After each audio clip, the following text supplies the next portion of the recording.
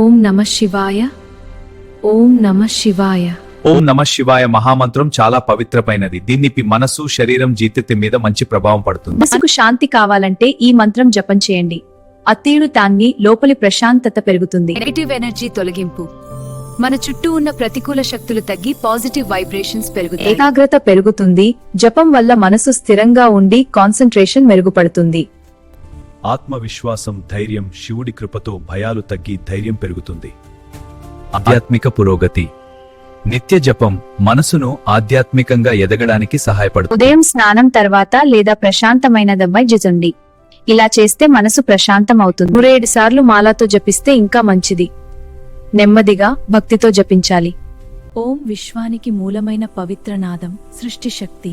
నమః, నమస్కారం, సమర్పణం. శివే, శివుడికి, పరమాత్మకు